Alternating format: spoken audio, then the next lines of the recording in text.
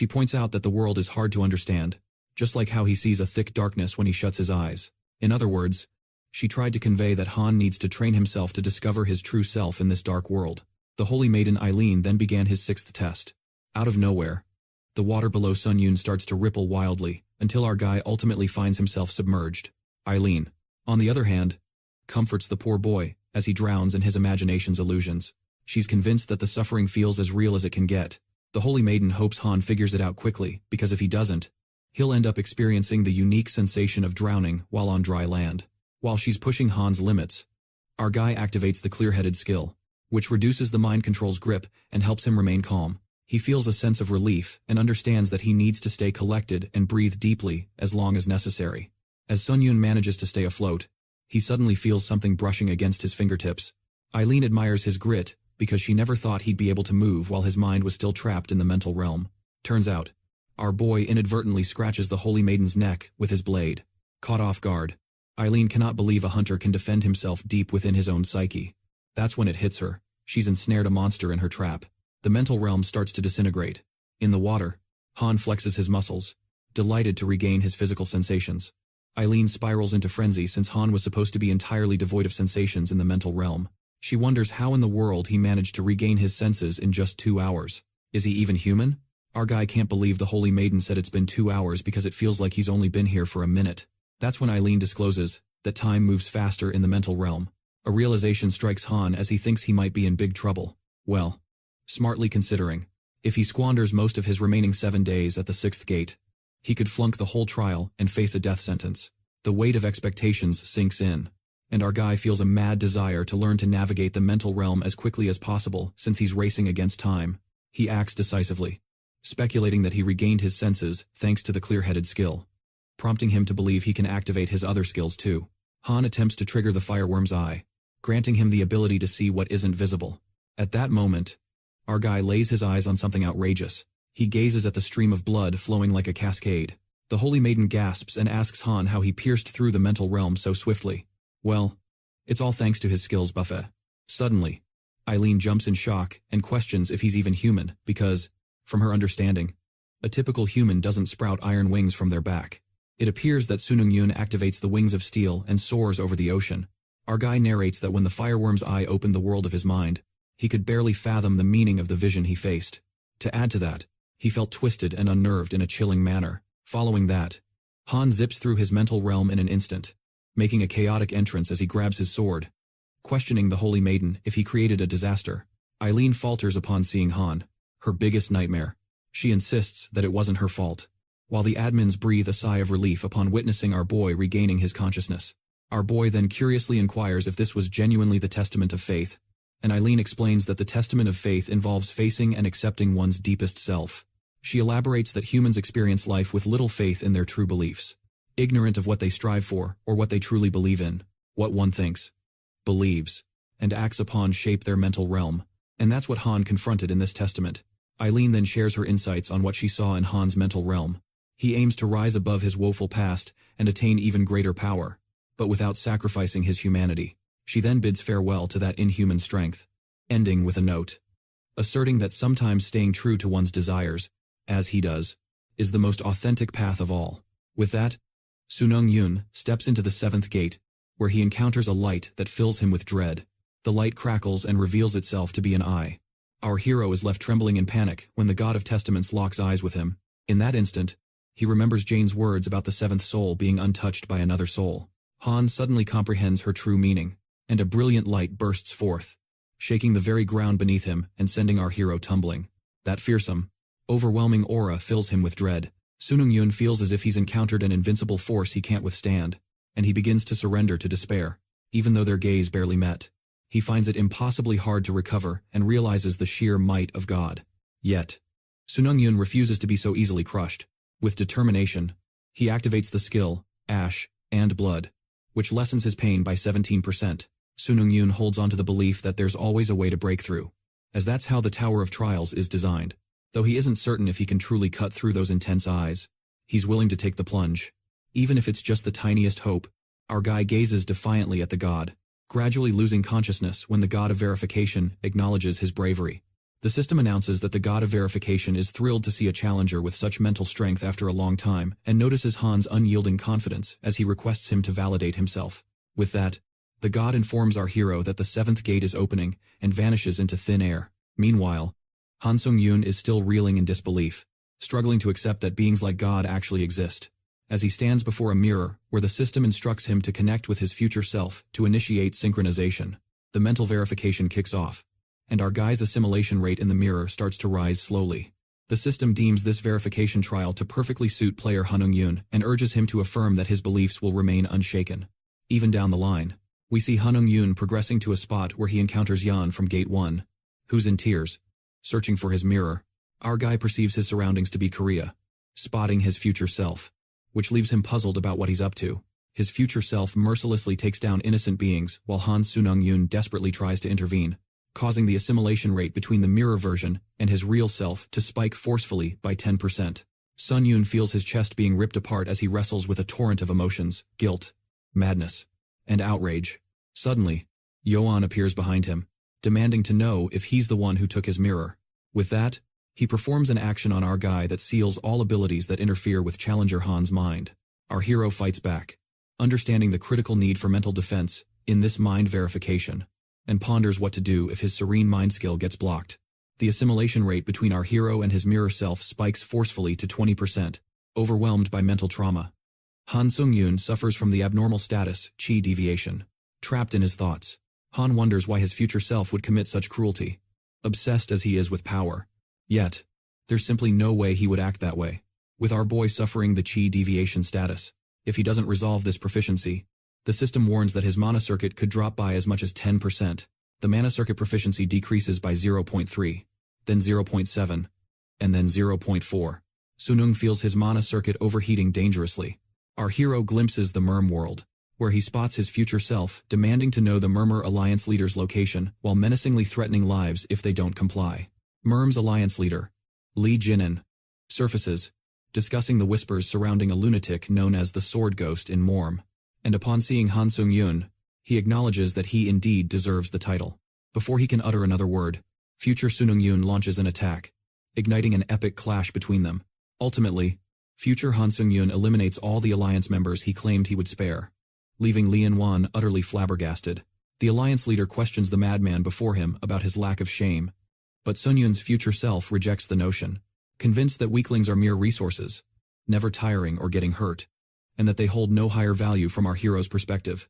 The assimilation rate between our guy and his mirror self surges forcefully to 30%, leaving him coughing up blood.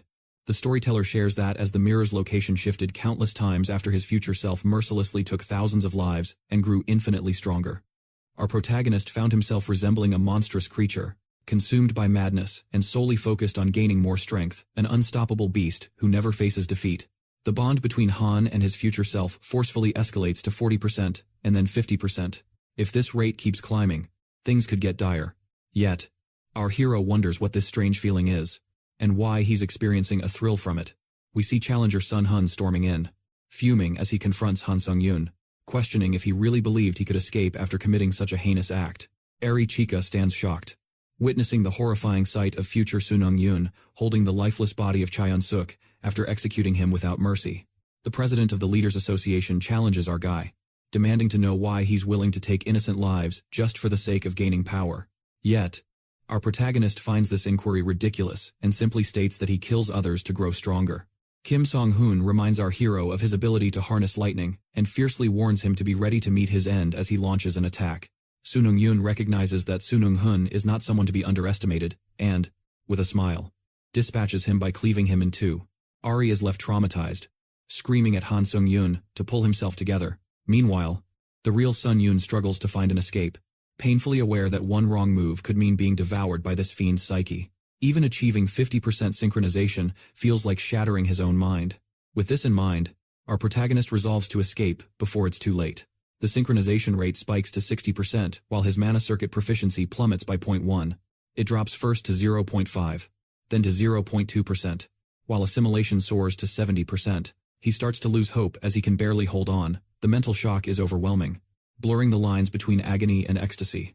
Sunung Yun sinks deeper into despair, but suddenly recalls Johan's High Priest's mirror, a mirror infused with divine essence, by the High Priest Yoan each day. Argy activates the High Priest's mirror, forming a divine barrier that shields him and purges all mental corruption of a certain level. With the status abnormalities and energy distortions undone, Han Seung Yun breaks free from his stupor and has now achieved the Mind of Steel, boosting his stamina by 1. Our protagonist demonstrates that his faith remains unshaken, and the validation of his mind concludes with the iron-blooded Monarch, White Crane Swordmaster, and Fallen World Soldier relieved to see their challenger safe. The god of verification expresses satisfaction with Han Seung Yun's efforts and wishes to meet him in person, forcibly summoning him to the divine realm. Our guy feels perplexed, but learns that the god of verification wields divine authority over the Tower of Trials temporarily, meaning the administrators can no longer keep watch over their challenger. The Tower of Trials allows summoning as long as the player remains unharmed. With that, RG steps into the realm of verification. The verification god ascends and queries RG, asking who he is and why he radiates divine aura. Seung Yun gazes at the deity, yet the god tells him not to look at him that way, assuming the challenger perceives him as a mere glow. Anyway, the god finds it odd to see our guy in person and inquires whether he's a divinity clone crafted by the tower. Our hero appears baffled when the god mentions he's referring to the administrator. The god asks if our guy is a being who gained divinity via a pact in the tower, and Seung Yun clarifies he isn't an administrator, merely a challenger. The verification god informs him that he possesses divine power unique to himself, noting growing intrigue toward the tower in his absence. He goes on about how the tower system realized they couldn't create the genuine article using mere divinity clones. However, to create the real deal, they must utilize an apostle of a divinity clone. The god realizes that challenger Han Seung Yun is no ordinary being. Seung Yun, on the other hand, feels confused, thinking the god speaks as if he's accomplished something extraordinary. But to him, it was merely a case of killing Charon and unwittingly acquiring divine power. To actually create a genuine one, they must utilize a divinity copy's apostle. The god discovers that challenger Han Seung Yun is no ordinary individual. Seung Yun, on the flip side, feels baffled as he ponders how the god implies he has done something significant. Yet, all he did was eliminate Charon and serendipitously gain divine power. Our hero questions the deity about the true significance of this divine power. However, the verification god is taken aback to learn that Seung Yun is completely unaware of it, even after he had claimed the divine power himself. Observing Seung Yun's ignorance as he nonchalantly mentions stumbling upon this divine power, the god mocks him for flawlessly masking any signs of divinity from the power granted to his followers. The god reveals that seizing Charon's divine power wasn't pure chance. He senses a distinct cause and effect, especially given the Tower of Trials' lofty expectations for our hero. Our hero is left stunned by this revelation, and the verification god regrets spilling the beans since he wasn't meant to disclose it. Making the tower engage, the verification god says his goodbyes to Seung Yun, informing him that he will be keeping an eye on his journey. Yet, our hero still has lingering questions about what becoming of his future self entails, as well as the divine power and influence the god alludes to. Suddenly, a sharp pain pierces our hero's head, and the god realizes he's delved too deeply into his future. Because when one gazes into that abyss, the abyss gazes back, always seeking a way to invade our thoughts. With that, the verification god cautions Seung Yun to be vigilant, and tells him he will soon find himself back where he started. Seung Yun yearns for more discussion, but the god has no options left as the tower poses a challenge even for deities. He reveals that if our hero visits the Temple of Verification later, he might find answers to some of his queries, offering final advice. The verification god warns Seung Yun to distrust any god, as they will now see him as their adversary. The 11th floor is conquered, and the ancient mirror of verification is transferred to Han's inventory, awarding him 70,000 points and 30,000 SP, along with a bonus. With this, Han returns to the lobby, realizing what the god revealed about the divine power he pulled from Chiron wasn't mere coincidence. It was a clear cause and effect at play. This indicates that the Tower of Trials aimed for our hero to seize the divine power and adopt it as his own. Seung Yun ponders everything he's just uncovered, feeling utterly bewildered and frustrated. At least, our hero feels relieved knowing that the gods can't touch him, even if they view him as their foe. All thanks to the tower. The system announces that it's expanding, listing Earth as an official climbing dimension within the Tower of Trials. As a bonus of this registration, the dimension will now carry added defenses against invasions. Challenger from other dimensions will now face penalties while visiting Earth. Plus, as another perk, challengers aside from pioneers can now earn a halo. Challenger Han Seung Yun becomes visible to the administrators once more, prompting relief for the iron-blooded Monarch and White Crane Swordmaster to see him safe. Our hero flashes a grin, but then recalls the verification god's warnings about how the administrators embody a form of divinity, leaving him questioning whether he can trust them. Seung Yun realizes that suspicion is his best friend right now, finding the situation incredibly vexing. With that thought, he steps into the Iron-Blood world.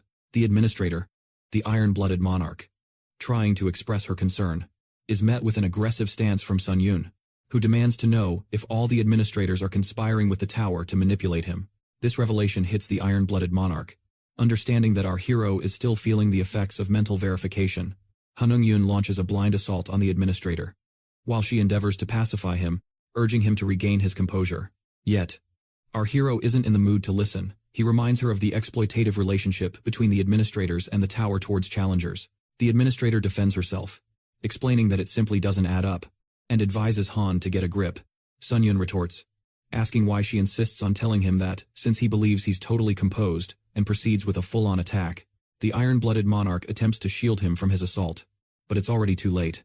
This pushes the administrator to her breaking point, and it's her turn to showcase her true power as she retaliates against Seung Yun. Eventually, we see Han hanging upside down, revealing the consequences of the escalating conflict as the administrator acts decisively. Bound by ropes, he apologizes and mentions that his sanity has made a comeback, so she can finally free him. The administrator reassures him that she'll set him free. Yet she's concerned that the next time he swings by, her house will disappear into thin air. She thinks the Seung Yun she witnessed when he claimed to have it together reflected remnants of the abyss that hadn't fully vanished and had become a permanent part of his personality. Even if our guy's a little twisted, that's still another side of him. So, she figures his suspicions about the administrators weren't entirely baseless either. That said, she clarifies that no one can truly decipher the tower's intentions, including the administrators. Seung Yun ponders if the tower expects something from him, but Iron-Blood firmly believes there's no way. After slicing through Han's rope, she shares what she knows, stating that the tower has never revealed its desires to any challenger. Thus, the idea that the tower would expect something from any one challenger perplexes her. Noticing his uncertainty, she suspects he must have heard something from someone. Seung Yun tells her about the verification god's claims regarding the tower, indicating that it expects something from him, and the Iron-Blooded Monarch then pieces together why our guy had his doubts in the first place. The administrator reiterates her earlier statement about being a subordinate of the tower and is pleased that Seung Yun is enjoying his tea, which, surprise, is brewed from the urine of a black dragon, making our guy gag and spit it out. Suddenly, he recalls that the verification god mentioned that administrators are beings who earned divinity copies through a deal with the tower. Iron-Blood understands what Seung Yun means, but she insists that she can't divulge anything about divinity copies right now, even if he doesn't want to know. It's something he'll uncover pretty soon. Seung Yun has one last query regarding Iron-Blood's genuine desire. She had mentioned it before and reveals what the White Crane Swordmaster told him. It's a privilege granted to the administrators by the tower to achieve their objectives through challengers who've signed disciple contracts. The red-eyed administrator looks irritated that her colleague spilled the beans about the earnest wish to Seung Yun. Our guy wonders why she hadn't shared this info earlier. And Iron-Blood admits she felt hesitant because she believes Seung Yun is underestimating himself, having seen how dedicated he is to his progress. Hence, for his growth, she figured he would soar towards the earnest wish trial and tackle it like it was a walk in the park. Han Seung Yun agrees, knowing he has no other option. He is convinced that he lacks talent. The administrator questions what he defines as talent, but warns him that he will soon realize just how much he's undervaluing himself. Additionally, the red-eyed administrator unveils information about the 12th floor trial. With that, our guy makes his way back to the lobby. The author tells us that talent is a burden you can't shake off. It's a gift from the heavens, divided into 3 abilities in the world of hunters: skill acquisition, stat increase, and trait enlightenment. These are the 3 gifts for a hunter, but Seung Yun wasn't bestowed with any of these. Our guy couldn't develop a skill, his abilities didn't grow, and he couldn't even enlighten a new trait. Han Seung Yun thinks a lot has changed after stepping into the Tower of Trials, but the truth hasn't. The cold hard truth is that our guy, lacking talent, couldn't progress due to his traits. He's dead set on the notion that the Iron-Blooded Monarch is wrong about him having any talent, because if he had something like that, he would have become a renowned hunter even before stepping into the tower. Seung Yun then recalls the administrator's words about the 12th floor trial being a battle with himself, a fight where he needs to conquer a replicated version of himself. He shrugs away these worries, viewing this as a golden opportunity to sharpen his fighting skills while pulling out a skill proficiency healing potion. It's a specialized potion crafted by the tower, which, when consumed, randomly boosts one of your skills by 10%. During the showdown with Namong Hook, Our guy received this as a reward from the Japanese government, and Catherine handed Seung Yun hers as well. So now, he's got a total of 3 of these potions. Han Seung Yun downs a skill proficiency potion and now has to pick a skill he wants to boost. Our guy selects Magic Management, the skill he unlocked after defeating the Dark Monarch on the 10th floor, which serves as the foundation for all his abilities. Thus, Seung Yun figures it's a worthy investment. He retrieves the old Mirror of Verification, a prize from the trial, on the 11th floor. When he channels magic power into the mirror, the exclusive effect of Lingering Thoughts activates, limited to the first time the skill Flame Dragon Eye is used. Since it's only for the initial activation, our guy can learn the skill embedded in Lingering Thoughts. However, the user can't choose which skill is embedded in these thoughts. The system informs him that the God of Verification has made a special change to one aspect of the effect for a single challenger. With that, the exclusive effect of Lingering Thoughts from the old verification mirror kicks in. As it does, Seung Yun randomly acquires the skill embedded in Lingering Thoughts. Our hero inherits the skill, Fighting Concentration A+, and the system embeds the fighting experience into the skill. The system announces that the fighting experience of Lingering Thoughts is now 11% more proficient, and Seung Yun feels pleased with his new skill. With that, the system alerts our guy that the 12th floor trial has begun, with 48 hours left. In this trial, he must defeat his duplicated self within the time limit, where failure means either his death or the clock expiring. The completion reward is a crown of ashes from an ancient emperor, rated A, and the penalty for failure is death. As Han Seung Yun enters the trial on the 12th floor, the blessing from the God of Darkness detects an intruder in the ancient palace and conjures a guardian fighter. The intruder, our very own Seung Yun, must now ponder what this guardian knows about him, discovering that the guardian has copied his item, the Vampire Count's old tailcoat. The task is to eliminate the version of himself that the God of Darkness has created. Seung Yun recalls the Iron-Blooded Monarch's warning about this guardian fighter, who doesn't merely replicate but also mirrors our guy's experiences. Because of this, Seung Yun understands that his duplicate is aware of all the strategies he plans to use right now. The administrator's caution echoes in Seung Yun's mind, reminding him that this replica has even mimicked his talents. So, he realizes he can't underestimate himself, and our guy resolves to verify this. Han Seung Yun feels a chill as he wonders why he's always getting entangled with these gods while observing his duplicate.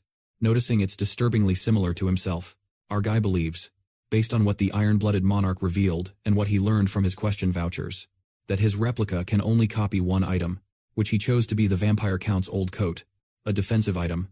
Thus, our guy surmises that, if this replica truly imitated him accurately, this is a fantastic chance to measure himself accurately.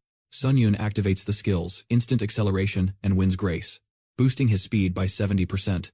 Our guy decides it's time to test his talent and activates Fighting Concentration, doubling his focus. Next, he unleashes the power-burning sword intent as he leaps toward his opponent. His replica draws the iron-blooded sword, and Seung Yun thinks this move is far too predictable, anticipating a counter-shield next. Seung Yun assumes this will be the only option for the replica, but what surprises him is the replica morphing the counter-shield into a sword. It's a dual sword art that even Han Seung Yun has never utilized in a real battle, as it demands a significant amount of mana and mental strength. Because of this, our guy chooses not to wield it. This leaves Seung Yun puzzled about why he adopted such an inefficient approach but unable to grasp the reasoning behind it. While they battle, Han Seung Yun notices that his copied version exceeds him in pure skill. Pondering if it's due to an indomitable will, our guy knows he currently dominates in terms of items, but the indomitable will he absorbed from Lucilian has activated for his replica. Seung Yun contemplates that if his replica's abilities surpass his own, and if he's pushed Fighting Concentration to the limit, showcasing a transcendental level of focus. So, it all clicks now. But the real issue lies in the fact that the replicated swordplay is being executed with double swords. However, Seung Yun knows deep down that it's undoubtedly Namong Hook's unique swordsmanship. Our guy encountered him only once. Yet the chilling godliness from that meeting still haunts him, making him realize his previous arrogance towards skill. Seung Yun understands it wasn't just skill or brute strength, but rather an impeccable technique. This leads our guy to ponder whether, as Namong Hook suggested, they could outdo traditional skills altogether, since not a single skill was being employed. He concluded that mastering it solo was a faint hope. Now, he's come to realize that the genuine talent the Iron-Blooded Monarch referenced was precisely this. The system alerts Seung Yun that he's facing a formidable adversary, and it's clear that our guy will struggle against it. As the replica triggers the Indomitable will skill, our guy recognizes that the system believes he's at a disadvantage, leaving Seung Yun questioning if this is the end for him. Han Seung Yun activates the skill Fighting Concentration, which elevates his focus tenfold. Yet, as he fights to keep pace with his doppelganger, he amps his concentration up to 15 times and unleashes the power wings of steel for maximum speed. Seung Yun's focus skyrockets to 17 times. Just as he's about to reach him, the replica blasts his arm to shatter and escape, instantly putting him at a disadvantage. The copied Seung Yun readies to strike toward our guy, who realizes death is imminent. His concentration surges to 20 times, plunging him into an extraordinary focused state. Han Seung Yun feels as if his life is on the line, and his aura undergoes a dramatic shift as he curses the duplicate, while the system informs him that he's entered a heightened concentration state, which will result in severe mental backlash. It's as if Han Seung Yun has transformed into a completely different warrior. As he assaults his replica, his strikes do land. Yet his doppelganger is absurdly strong. The iron-blooded monarch overseeing this skirmish is furious to see this repeated outcome, and she cannot help but fret over the tower's potential response. She attempts to communicate with Seung Yun, but the system swiftly disables her message to prevent any advisory content. The administrator mocks herself while pretending to offer her contractor some tea. Meanwhile, we see Han Seung Yun striking himself, realizing it's actually his future self in control, while he grapples for dominance. Seung Yun screams at his future self, demanding he stop meddling with his body since our guy believed he had dealt with his meddlesome future self from the last trial. Future Seung Yun gripes that he intervened for our guy since he was moments away from perishing. Yet, there's no gratitude in return. Our guy isn't listening, snapping back at him, questioning why he won't vacate his body. His future self calls him a fool, urging him to observe the unfolding situation closely, and reminding him that despite all his training and climbing up to the 12th floor of this tower, he's still incapable of truly assessing his own skills, thus labeling him a pitiful loser. Seung Yun feels irritation bubbling up and attempts to hit his future self, but he finds himself trapped, leaving him shouting and screaming. Before parting, Han Seung Yun's future self seeks to impart some wisdom, advising him to break the habit of fully depending on his skills since he can't harness the real techniques. With that, he declares that our guy should resign himself to a life of obscurity, as he plans to take full control of his body. Meanwhile, our guy's future version continues to battle on, and as he senses he's starting to get it right, the administrator, the iron-blooded monarch, sends a special item his way. A creation of the Black Dragon. Our guy struggles to reclaim control for himself, attempting to consume the Black Dragon product. As he does so, the true Seung Yun re-emerges, regaining dominion over his body. As he proclaims his return, our guy realizes that during his doppelganger's fight, he genuinely experienced a shift in letting go of blind reliance on his skills, because Seung Yun believes, if the replica can achieve it, he can too. And with that, his focus amplifies 20-fold. Han Seung Yun's mind races while his wild side starts to rear again as he dives into the turbocharged realm of his pristine thoughts. He finally experiences a flash of clarity in a moment that stretches like an eternity. Our hero reckons he has to shed every bit of reliance on his past skills, because he must wipe the slate clean and adapt. Seung Yun casts aside logic and stubbornness, ultimately liberating himself from all mental images. The system chimes in that, thanks to his independent enlightenment, his mastery of magic management boosts by 10%. Our guy earns the enlightenment achievement, and his stamina increases by 1. Seung Yun also earns the trance achievement, gaining an extra 4 mana. The system evaluates that the user is facing a foe they can utterly conquer, deactivating the Indomitable will skill. Our guy resolves to flip the script from this point onward. Han Seung Yun continues battling his replica, yet feels a strange sensation about Nam Hook's formidable sword skills being just within his reach. Our guy bolts at lightning speed, aided by Wind's grace and instant acceleration, and clarity slowly begins to dawn as their duel progresses. While watching his clone, he contemplates technique rather than skills, and Seung Yun starts to grasp the very essence of technique itself. Even at an unimaginable pace, the duplicate struggles against our hero's might now. As Seung Yun completes his understanding, he spots the unnecessary movements in the replica's dual sword technique, revealing that this clone isn't fully channeling Hyak Namung's sword skills. Instead, he's too preoccupied with simply mimicking Hyak. Our guy activates the iron-blooded sword and ponders how the seeds of doubt can dull the sword cheese sword flame trait that slices through anything. After all, even Han Seung Yun, while honing Namong Hook's sword skills, should focus on enhancing the sword flame. Our hero triggers the Truth Seeker of Blood skill and manages to land a hit on his clone. But the copy swiftly counters the attack by spinning his shield like a whirlwind. Seung Yun gapes in shock as he sees the duplicate's previously aggressive swordplay suddenly shift into a smooth, graceful style. This mellow sword technique is yet another of Namong's skills, and it irks our guy as he ponders just how much this clone can replicate Namong.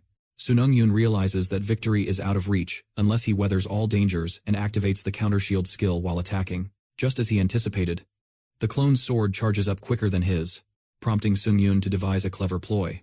Our guy suspects his duplicate will absorb the attack thanks to the transforming counter shield, meaning that Han's counter shield will recharge instantly. At least, that's what he thought.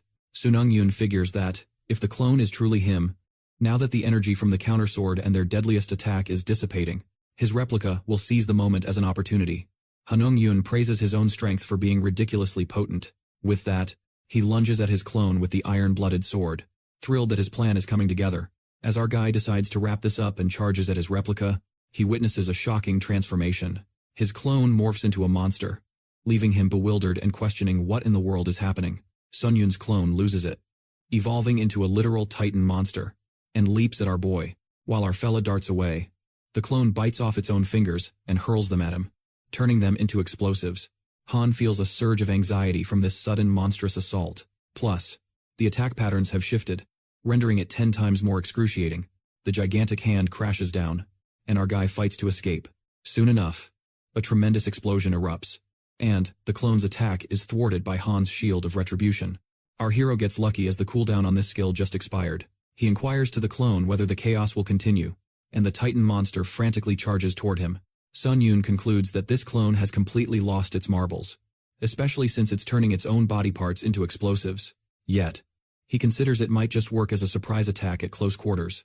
Still, if the clone keeps launching its body parts like this, Han's skill, ash, and blood will sap far too much of his stamina.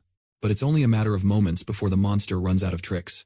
Eventually, it staggers back to its feet, quaking slightly as the smoke begins to roll in. With that, our hero slices through the clone's arm, and since there's no use in dragging this out, he goes in for the kill on the monster. The monster, however, darts off to save its own tail. Yet, it's definitely not done. As it gathers energy once more and lashes out at Han, the shield of retribution takes in the blows, and our protagonist figures out that the clone's a real powerhouse. Its raw strength still intact, thanks to the monster.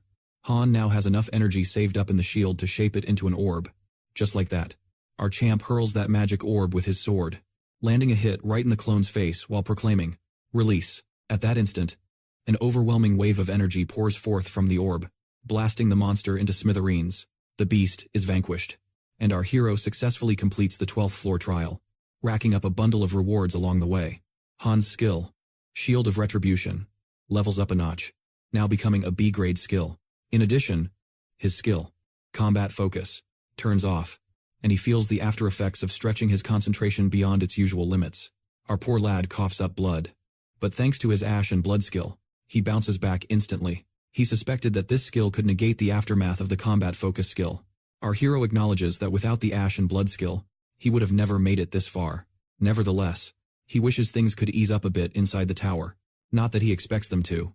Though, suddenly, he spots his clone's lifeless soul hovering, and finds it compelling. He's pulled back to reality by the admin, Lord of Iron and Blood, as the connection reestablishes after being turned off to avoid giving him unfair advice. The admin grumbles about being put under restrictions just for offering their contractor a cup of tea. Just to clarify, that tea was a black dragon's essence that boosts immunity and mental clarity. The admin chastises Han to show some appreciation for crying out loud, and our hero thanks her for her earlier assistance. He remembers when the Lord of Iron and Blood sent him that dragon essence item, and realizes that even admins can be restricted for meddling too much with their contractors. Out of nowhere, our hero is inundated with countless admin messages praising his astounding talent. Even Han is taken aback to find out that several admins had their eyes on him. Some were amazed by his abilities or the sheer challenge of the trial, while others looked exasperated, wondering whether he even had a place at level 12. Strangely, the admins just stare at him like sneaky spies, and our hero feels a bit uneasy because usually, the admins grow bored and leave after sharing their thoughts. But now they're just lingering around with no clear reason. He gets annoyed and asks the admins what on earth they want from him. Our hero assumes they must know he's already under contract. Yet, they act as if they're here to claim his attention. At that moment, the idea hits him that perhaps his tower system is about to expand in a way that benefits them somehow. It's just a hunch, but Han senses that their clingy behavior means he's onto something. A mischievous grin spreads across Sun Se-Yun's face, as it seems he's about to score a system expansion that could benefit admins he doesn't even have a contract with. Our hero suggests that instead of sending him cryptic messages like they're on a dating app, it's wiser to be upfront about what they want. He makes it clear that if they're after something from him, He expects them to grant him a power as an upfront payment. Han acts all cocky, promising the admins he'll return the favor once the system expansion kicks in. However, the admins don't take this lightly and show their displeasure at Han's attitude. They reject his offer and urge him to be more humble. In response, Han turns up the heat, declaring that his offer is open only to 3 of them. It's a first-come, first-served situation. Our hero is well aware of what he's doing, because the moment he says that, the admins get all riled up, eager to add power to his collection. Now, moving on to a more urgent subject, Han's clone, which mirrored him exactly in skills, stats, and abilities. Has his curiosity piqued? He's itching to know what happens once he absorbs the dead spirit. Therefore, our hero absorbs his clone's soul, which has the same soul makeup as his own. The system attempts divinity extraction, leaving our lad utterly astonished. His power, holy energy. He's in the loop about the upcoming upgrades, but is totally baffled by this so-called holy transformation and divine buildup. Memories flood back of receiving divine power from Priest Carrion, and how he was too spooked to even touch it, mostly because he had no clue what to do. Yet, now he views this as a chance to put that power to use. With that thought, Han strides into the 13th floor lobby. After the system update, he finds out that the community function, which used to be scattered across different nations on Earth, has been fully unified. Plus, teammates and group challenges will now be paired up without any nationality limits. Our guy figures he'll soon encounter foreigners in group trials, since this expansion feels a tad anticlimactic. However, there's more he just learned. It seems that other dimensions might eventually merge with theirs too. Soon enough, Han spots the scoreboard, and his eyes nearly pop out.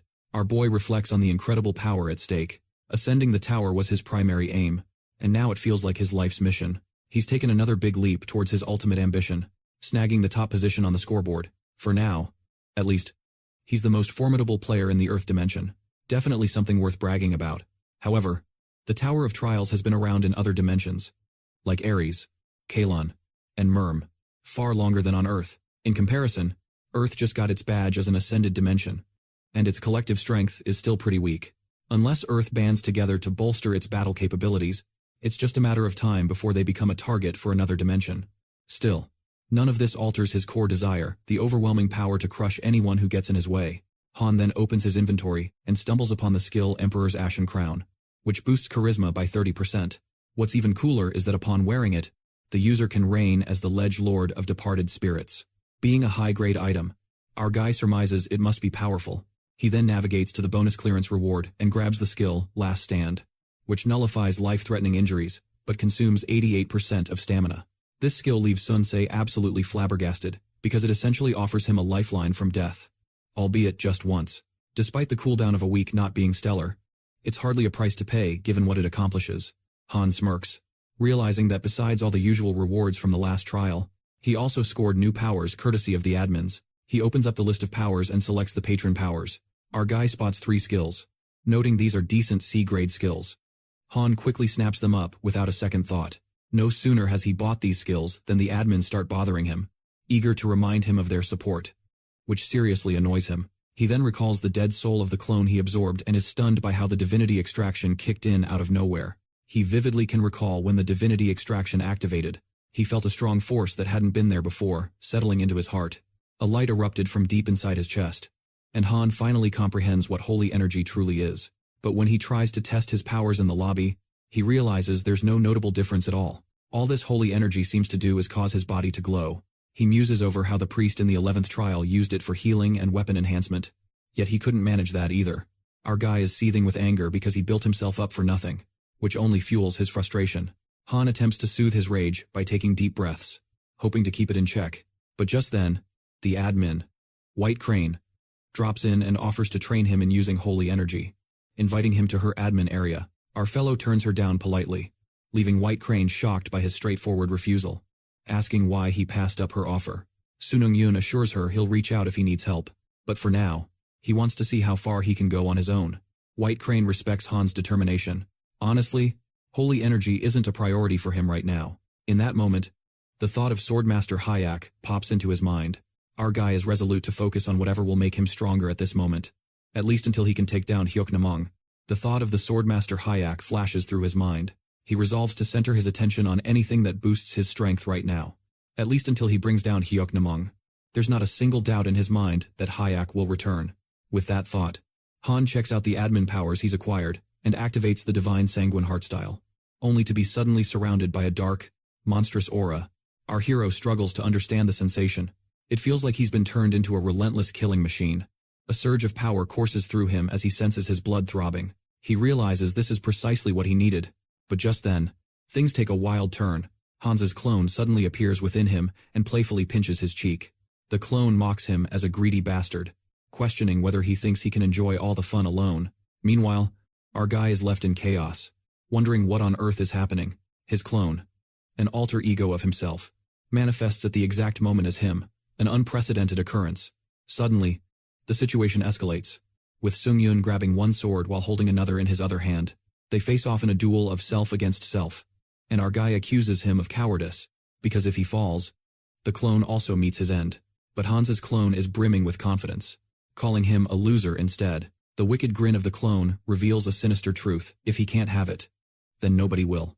Our hero is stuck in a tight spot, needing to battle himself once more, barely managing to parry the clone's sword as it clashes against his.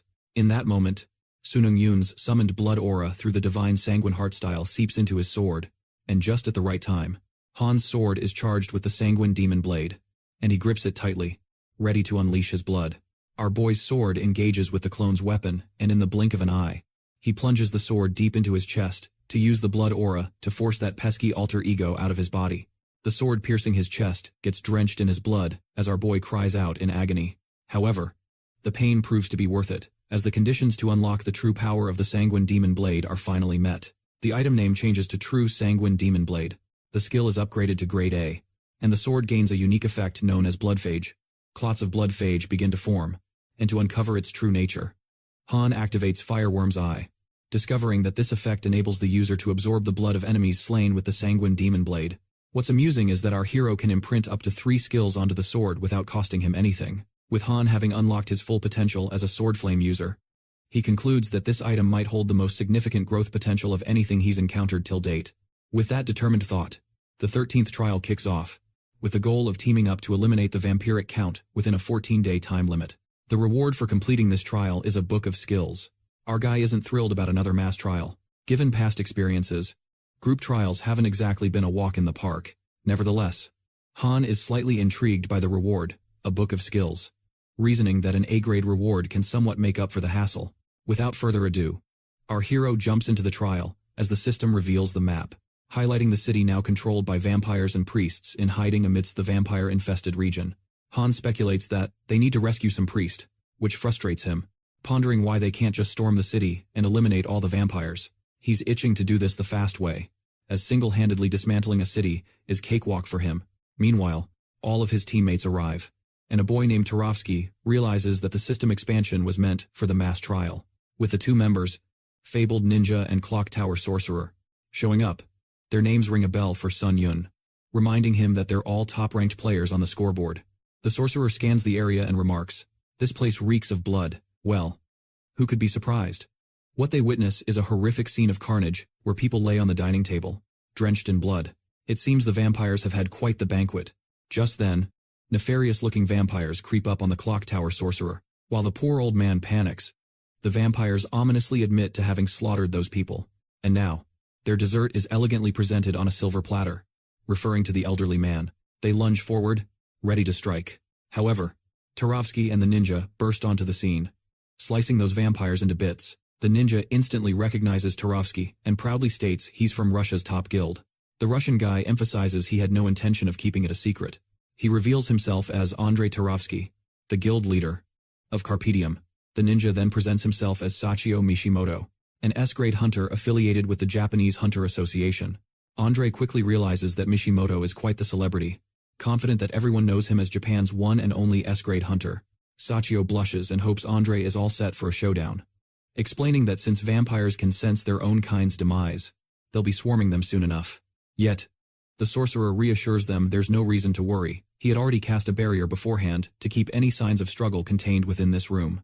Mishimoto raises an eyebrow, curious about this old man, who introduces himself as David Taylor, a modest mage serving the clock tower. Sachio is impressed since the clock tower is the world's most renowned magic tower. As Andrei concludes, David must be an archmage nearing retirement. He reflects on the misfortune of being summoned to the tower. However, David barely considers it a stroke of luck in his later years. To an organized mind, the tower represents the next grand adventure. Now there's Han Seung Yun, who reveals he's a C-grade hunter from Korea. Following that, based on the admin's report, the sorcerer elaborates that even the weakest vampires distinctly outclass C-grade hunters in a fight. Meanwhile, the vampiric count is a strong match for the fiercest S-grade hunters, capable of regeneration, making them not easily defeated. Thus, the wisest strategy would be to rescue the priests hiding around the city and enlist their assistance in taking down the vampiric count for good. However, Tarovsky voices his concerns, questioning how they're going to enter the city when it's crawling with vampires. The old man acknowledges it's far too risky to barge in recklessly, and Sachio infers that they'll attract the enemy to them long before they even set foot inside. They discuss crafting the most effective strategy to tackle the enemy as a cohesive team. The other members deduce that if everything goes to plan, they'll finish the trial in about 10 days or so. But Han is uneasy, presuming their bonus clearance reward is at stake if it takes them a full 10 days. That's when our boy steps in, clarifying that there's been some sort of misunderstanding, asserting that their current plan is hardly an efficient way to clear the trial. The old man asks Han to shed light on a superior method, and our buddy grins, preparing to share precisely how they can tackle the trial in the most effective manner possible. The Russian player is left wondering what could possibly be better than their suggested strategy, while Mishimoto is intrigued by Han's secret plan, recognizing him as the top-ranked player in the world. Suddenly, our boy bluntly recommends that they simply charge in. Upon hearing this, David thinks he must be mishearing in his old age, shocked that his strategy could lead them to disaster. Han suddenly whips out his sword, slicing open the wall, revealing a massive horde of vampires lying in wait. Confronting them, our guy tells his teammates that they just need to rush in, slay everything in their path, and clear this annoying trial. Well, our main character is far too arrogant to consider any other methods. Just slash, kill, and claim victory. The vampires detect the humans, eager to indulge as the smell of fresh blood hangs in the air. Meanwhile, the teammates spiral into panic, pleading with Han if he's really so desperate to drag them all to doom. But our guy disregards their fears and commands them to begin their operation. Kill everything. With that, the vampires charge at them like crazed lunatics, brandishing their weapons. The blood arrows fly. But suddenly one of the vampires warns the others that these humans have a mage on their side. In that instant, Andre realizes David has cast mass invisibility. Although it's not easy to maintain, the clock tower sorcerer clenches his teeth in frustration, suspecting that there's always one player in mass trials who ruins any chance at teamwork. That's when the ridiculous old hag suggests abandoning player Han Seung Yun to retreat and fight another day. This sounds like a blatant act of betrayal and cowardice. Our dude is totally stunned as he sees that vampires can control blood just like his skill. Blood profit. Meanwhile, the desperate vampires are trying to munch on Han, launching blood arrows at him. During all this, cowardly David Taylor and that Russian guy sneak away from the fight, while Sachio is left scratching his head, wondering why Han would act so recklessly. Suddenly, the Japanese player halts everyone and yells to look back. It's our guy ramping up the skill, blood profit, leaving the vampires utterly flabbergasted. The enemies are thrown into chaos as they see blood manipulation being performed by a human when they thought only their kind had that power. They panic because Han's blood control is way stronger than theirs, leaving them clueless. Our hero shows who's boss and crafts blood arrows that slam right through the vampires, being the real deal. He wipes them out all alone and absorbs their souls. Mayhem breaks out among the vampires, and they can't believe Sun Yun is just some regular human. Meanwhile, the mage, David Taylor, watches the carnage in disbelief as he realizes you have to strategize and fight smart when facing such overwhelming odds. But he's left speechless when he figures out that Han's crude method turned out to be effective. This leads the elderly man to question his own abilities, wondering if he simply lacks brute strength. It's revealed that David Taylor was once a top-tier battle mage with loads of experience. His fame was rivaled only by his brains, as his knack for advanced strategies earned him fame inside the Tower of Trials, where he zipped through challenges to become a high-ranking player. As usual, he had crafted a genius plan to conquer the 13th trial. Clearly, his plan was the ultimate strategy for the trial, and yet, our guy stomps all over his brilliant scheme by suggesting they just charge in. The old man sees the arrogance of youth making fools of them all. He thinks, there's no way to solve problems without a solid plan. But Han Seung Yun messes with his idea of taking down everything in sight to conquer this trial. Meanwhile, our monstrous hero slices through the vampires effortlessly, leaving Andre and Makimoto wide-eyed since they've never seen anything like this before. Suddenly, the Russian guy thinks they've passed the point of strategy and figures it's better to support Han from the back instead. Sachio nods in agreement, In contrast, David thinks logically, even if he can't deny that Seung Yun has really blown their expectations out of the water with his raw power. However, their foes are legions that could overrun an entire city. So, no player can seriously expect to take them all down alone. The old man admits there have been countless hunters with unfathomable strength in the past. Yet, there's a reason people usually team up. No matter how strong you are, you face a ton of variables when battling. He concludes that it's completely arrogant nonsense for one player to tackle every fight solo. On the flip side, our guy keeps slashing through the vampires, when out of nowhere, a bunch of them grab him. Suddenly, Han's arms inflate like balloons. And then, boom, the swollen arms explode, sending vampires flying with sheer force. Apparently, our dude used the skill body explosion and thinks it's a nifty skill, aside from the cost. Still, he feels the urge to keep using his recovery items. Considering the endless enemy attacks, the vampires are seething mad and call Han a mortally vile scum for daring to interrupt the blessings of their god of battle. Oddly enough, that one trembling vampire whispers, "Angel." That's when the vampires mistake Han for an angel, believing the god of humans sent him to shield them, thinking their prior slaughter must have angered their deity, yet they believe the god of battle is still on their side, so they must seek his blessing. Even our dude is puzzled since he never realized vampires could be so easily misled. At that moment, a giant vampire smacks his feeble companion and tells the others to look at Han, who's panting like an old crone. He helps the fellow vampires grasp that Han is no angel, but just a plain human. The vampires find their courage and prepare to attack Han, but our buddy pulls an Uno reverse card on the scene, causing the vampires to scratch their heads in confusion over the soul orbs stuck between his fingers. Han chows down on them like chips, nonchalantly saying they're probably the friends and family. He just gulped down. Suddenly, a massive surge of power hits him as he absorbs the vampire souls.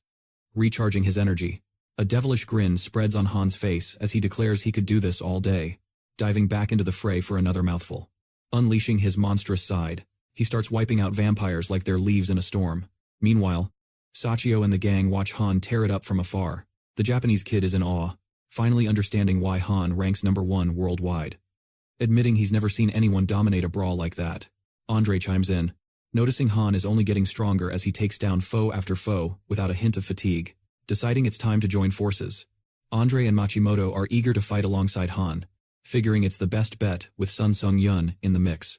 On the battlefield, our man guzzles down the vampire souls like free lemonade, constantly refilling his stamina. Even Han's jaw drops at the sheer numbers, realizing it's even better than when he absorbed his clone's spirit. With a smirk, he thinks if he can get his hands on the vampire count, this challenge might just be worth it. Meanwhile, the admins fawn over our hero, declaring he's more devilish than any demon. He's pleased to see he's at least entertaining them. After all, there's no harm in playing nice. Suddenly, his teammates interrupt his thoughts. While he assumed they went after the priests, Sachio declares they owe him an apology. From here on out, they commit to following Han's lead. Even Andre admits he was wrong to question Han, realizing it was a foolish move. Our guy feels a rush of happiness that his teammates finally see the perks of charging in without a master plan. Well, that's beside the point of an apology. Later, Han activates the third eye to scan the vampire city and the ominous aura enveloping it. A smirk forms on his face when he detects it's the vampire count. The Russian player feels a wave of dread at the thought of this high-level spell. Remembering that the tower didn't mention the vampire count wielding such intense magic, David Taylor theorizes it's an inherent gift of the vampire race. Unfortunately, their leader appears powerful enough to rival high magic strength. Sachio panics, fretting over what they'll do against it, because at this rate, they'll be toast in minutes. Deep down, Han reflects on how he once admired top hunters like them, but now he believes it's his duty to keep them safe. His cocky side sees it as yet another sign of his growing strength. Well, he's not wrong about that. To protect his team, he urges them to run as fast as their legs can carry them, declaring all he needs from them is to locate priests and bring them back. Sachio asks Seung Yun why he's asking this since they've already discussed it. With no other choice, our guy decides to be brutally honest, admitting that sticking around would only slow him down, despite worries about their chances of making it through alive. Seung Yun has his own hidden agenda for sending them away. It's to take down the vampire count solo to absorb his dead spirit. Han's being self-serving, hoping the more they chip in, the less likely they'll mess with his chance to snag the dead spirit for himself.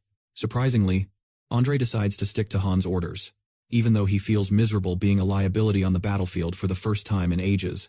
The old man also vows to find as many priests as possible. As they dash off, Han gears up, activating combat focus and the Divine Sanguin Heart Style. He also cranks up the blood profit to the max, disrupting all blood manipulation abilities around him. Just then, Han messes with the vampire's powers, instantly grabbing the vampire count's attention. Who wonders which foolish, insignificant human dares to stand against him? Enraged, the vampire count's throne cracks under his fury as he realizes this pathetic human dared to threaten his dominion over the city. This mortal will find his place in hell. With that, the vampire count loses his cool, unleashing the explosive torrent of his might. Our hero finds himself enveloped in an utterly terrifying aura, left in sheer disbelief at the sheer intensity that was far beyond his wildest expectations. He comes to a startling realization that he may have bitten off more than he could chew. At that moment, he understood he was in deep trouble. The vampire count held a legion of vampires under his command. We know that Selner, this vampiric lord, has lived a life filled with relentless battles, and his sole ambition was to rise higher and higher. The thrill of combat was his only source of joy, as is customary for those driven by such primal desires. Snare eventually recognized that he stood atop a mountain of bodies, a grim monument to his insatiable thirst for blood. And soon enough, his cravings reached the heavens themselves. The god of battle chose Sel as an aspiring disciple. As a disciple of a god, he finally had the chance to fulfill his kind's ultimate ambition, to bring down the seemingly unbeatable coalition of the 4 human nations, until the very essence of life that underpinned the human alliance ran thick with blood. Selner mercilessly slaughtered countless souls, causing the downfall of 3 nations. With the Count's unrestricted rule over the last remnants of human resistance, he was resolute in earning acknowledgement from the god of battle as his true disciple. Sel yearned to ascend to the pinnacle of his lineage and reign as the vampire king. At that very moment, a vampire servant hurried to Count Selner and alerted him about the impending chaos. He informed Sel that a single human had annihilated the forces under his command. To put it bluntly, it was a complete massacre down below. The Count was left reeling as he had already dealt with all those pathetic fools who dared to proclaim themselves heroes of the human realm. Wondering what nation had the audacity to send yet another futile challenger, the servant trembles and reveals that this human had not been sent but had appeared out of nowhere. Infuriated, the Count bites into vampire soul orbs, mistaking them for grapes. Consumed by rage over the fact that this intruder dares to slaughter his cherished minions, he calls this outrageous and lashes out at his useless underlings. Selner finds it hard to believe any human could escape the watchful eyes under his command and suddenly show up in the heart of his city. The servants plead with their lord to calm down, but the Count fumes with fury, for with the fall of this last human stronghold, he would finally ascend as a true disciple of the god of battle. But now, his purpose hung by a thread. This sends Selner into a mad frenzy. His pride is wounded deeply by a pitiful human who dares to interfere with his plans. His nearly fulfilled scheme to establish his reign in this mortal city is thrown into chaos. The overpowering force of blood manipulation erupts throughout the entire city, making it tremble. Meanwhile, our hero is convinced he's messed everything up. As the explosion erupts, Han makes a hasty escape. Now his only choice is to let the city fall and save his friends. Eventually, he reunites with his teammates, and just as the violent energy closes in, Han Seung Yun shields them with a barrier of retribution. However, the shield bearer begins to crack from the immense pressure. Our guy musters all his strength to hold it together for a few moments. Suddenly, the shield of retribution shatters, and Han plummets to the ground with tremendous force. As he hits the ground, his teammates rush towards him. Our guy checks on them, asking if they're all right while Sachio helps him up, and David exclaims that they're unscathed. Thanks to him. Even Sachio concurs, because if it weren't for Han absorbing some of the blast from the front, they would have surely perished. They thought their time was up. At that very moment, Count Selner himself appears, taken aback to see these humans survive the brutal assault. Snare deduces that it was no mere coincidence that his minions fell to their hands. The Count grimaces, grasping the situation, suspecting that Han, a pathetic weakling still alive in the rubble, is shielded by 3 standing figures who are clearly his betters. Nevertheless, Snare manipulates blood to forge a sword, declaring humans to be worthless, mortal insects, bent on tearing them apart limb from limb. The teammates tremble in fear, and that's when Seung Yun steps forward, urging them to step back and declaring that he'll handle this all on his own. Andre proposes they retreat for now, if Han insists, but the Count makes it clear they aren't going anywhere, not allowing them to come and go as they please. In the blink of an eye, Snare zooms toward them like lightning when he spots our hero standing next to him, unruffled and rigid. The Count realizes this is the human who was half buried in the debris. Meanwhile, Sel is frozen in total shock, unable to tear his gaze away from Han, who stands there without a hint of fear. Our guy asks the Count if he's caught wind of the phrase, "Be careful what you wish for." With a sly grin, he claims he's on a mission to make Nero regret every word he uttered. The Count is incensed by this boast and calls him an arrogant fool. As the vampire boss lunges toward Han, our hero also lunges with his swords and tears the vampire apart, just like Nara said he would. He slices the vampire boss with flair and urgently commands his teammates to locate the priests as fast as they can. However, Sachi Machimoto questions if that's really necessary, considering Han Seung Yun has already dispatched the vampire count. An air of disbelief hangs thick, and our guy thinks logically, believing that if they pass the trial, the system would notify them that the level is complete. That's when our guy activates the Dragon Eye and discovers the vampire count is using his regenerative abilities to restore his body. Well, it's foolish to assume a disciple plus vampire lord would perish so easily. Upon realizing this, Andre panics, desperate to understand how such a beast can heal after being split in two. Meanwhile, David is losing it since this defies all rational thought. Sachio presumes the priests must be long gone given the city's current state. It's a wreck. He suggests they would be better off taking him down as a united front, all four of them, but Han stands firm, insisting he'll hold off the vampire count for the moment. He instructs his teammates to search for anything that could assist, even if it's just the sacred relics of the priests. In truth, Han really wants his teammates to back off since the boss is solely his to take down. The teammates nod in agreement with whatever our guy has to say. Eventually, Seller's body fully regenerates, and this time, he's boiling with rage, determined to exterminate that insolent human. Our guy is taken aback by his crazy self-healing powers. Even though Han possesses similar regenerative abilities and blood manipulation skills, they appear to slightly outshine his. Our guy suspects that his combat prowess is obviously a notch above Cell's. Just like that, the vampire count charges at him, filled with fury and launching a barrage of blocks created by blood manipulation. Those blocks burst like celebratory fireworks, and Cell feels a surge of hope, thinking the little vermin would bow to his superior blood control. Yet, it turns out Han dodges each attack with ease and emerges from behind, thanking Nier for definitely learning something from this brawl. But the vampire count cannot stand this mockery and shrieks. In that instant, our guy tears Nier into shreds as blood splatters chaotically. The vampire is reduced to mincemeat compared to earlier, yet our hero is astonished he's still regenerating. For a vampire, that's quite unsettling. Suddenly, a thought strikes our hero as he considers the possibility that this trial is designed in such a way that without the priests, there's no chance of defeating the count regardless of what they do. Given the entire city is in ruins, it would be shocking if any of the priests survived. Meanwhile, the count regenerates once more, looking as perfect as ever. That's when Han reassesses his choices because this situation is far from ideal. Snare chuckles at the human's pointless efforts to grant him eternal rest. Han's mistakes entertain the count, while our guy grins like a devil, pondering how many times he'd need to slice him before he's truly finished. That chilling grin leaves the count trembling with dread. He starts to shake, and questions whether this sensation is fear that unnerves his icy veins. The truth strikes him hard, and his pride crumbles at the thought that the vampire lord fears a mere human. Snare grits his teeth in fury and tells Han not to mock him since he's meant to be the future monarch of all vampires. Meanwhile, our guy thinks maybe giving the count a third slice will work the magic, and rips him to shreds once more. As he's cut into pieces, Cell screams in agony, informing Han that mere pain won't subdue him. Our guy remains relentless, continuing to slice, while the vampire lord just laughs and declares it's all in vain. He taunts our buddy, claiming he's no true hero, and makes it clear that nothing he does will put an end to his reign. Still, Han keeps racking up the slashes as the count continues, and Nier keeps rambling that mortals like him will soon hit their physical limits, and it won't be long before pure exhaustion drops him to his knees.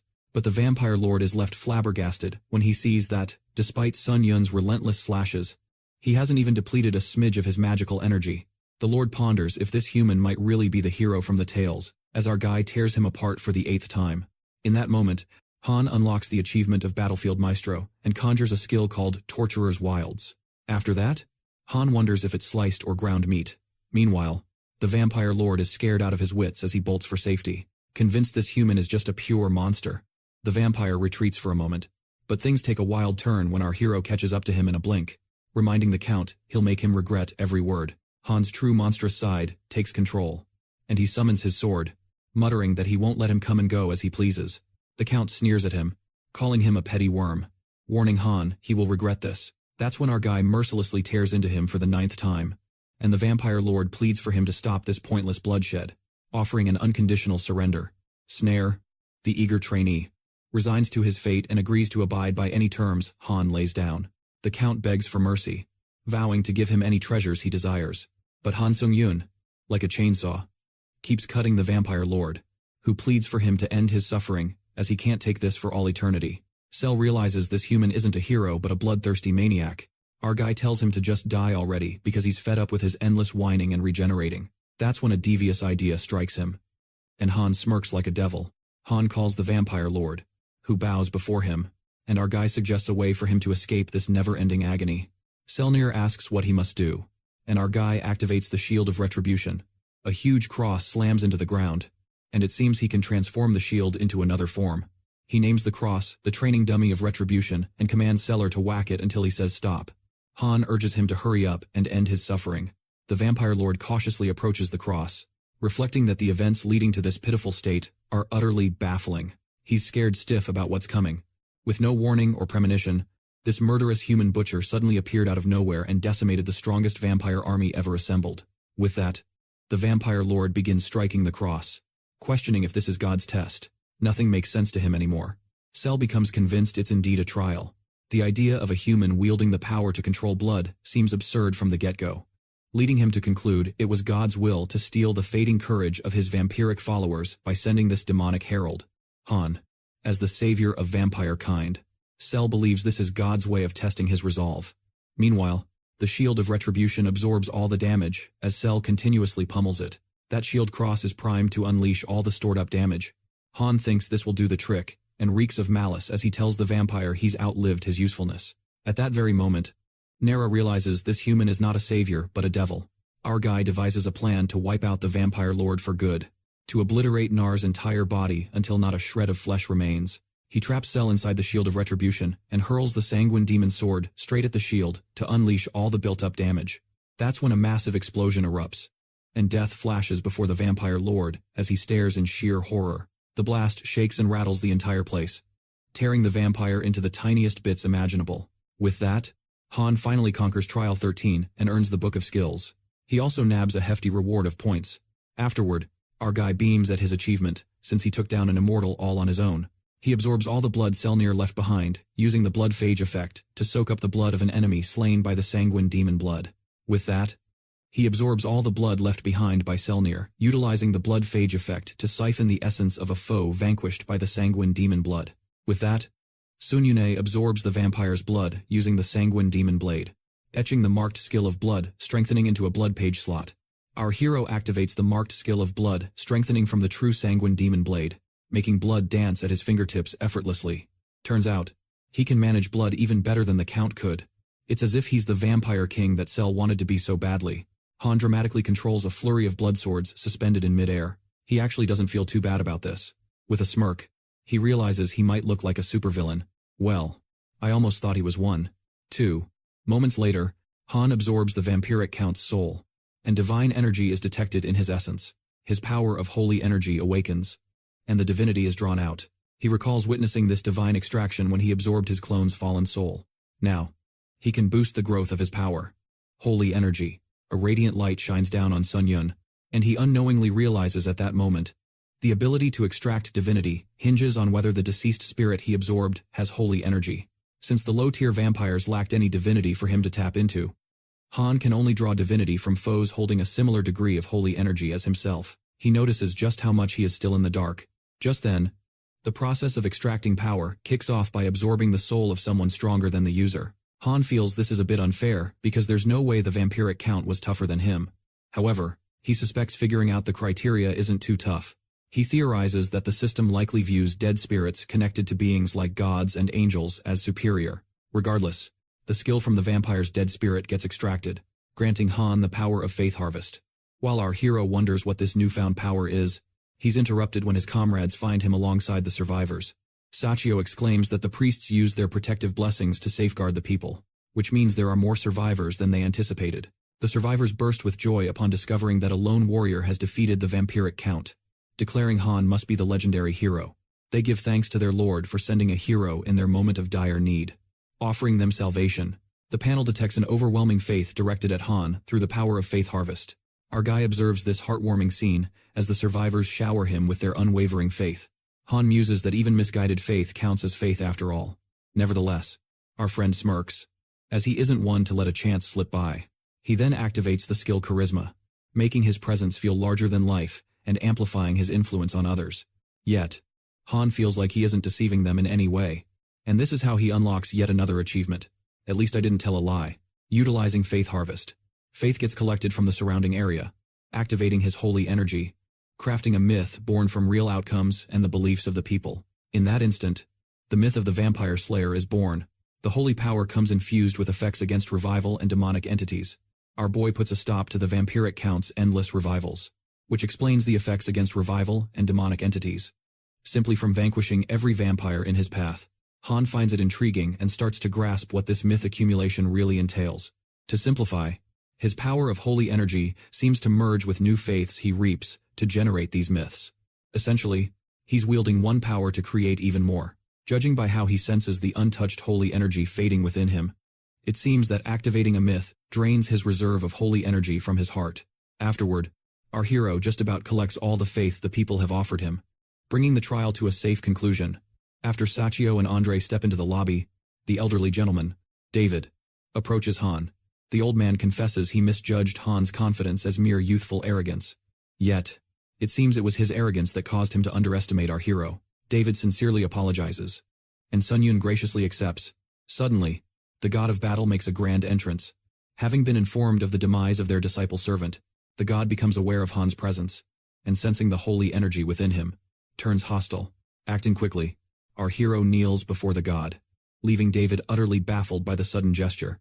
Yet, the fury of the heavens engulfed them as the earth shook and fractured, unveiling that they had breached the divine realm through the Tower of Trials.